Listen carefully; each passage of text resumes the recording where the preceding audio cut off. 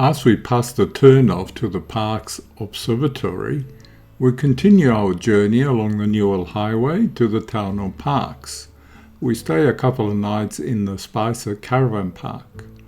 In this short trip we were unfortunate to have an oncoming truck throw up a rock which cracked our front windshield.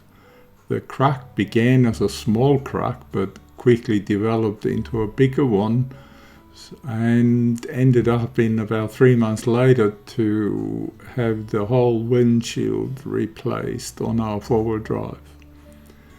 I know which truck because I also had my dash cam running, and although it didn't capture the rock flying towards us, it certainly captured the cracking sound loud and clear. Thankfully, our insurance covered this without us having to be out of pocket. Anyway, as you can see in the animation overview, we are around 380 meters above sea level, and as we approach the town of Parks, the road gets slightly more hilly. But I will tell you a bit more about the town of Parks in the next video. So if you're an Elvis fan, stay tuned.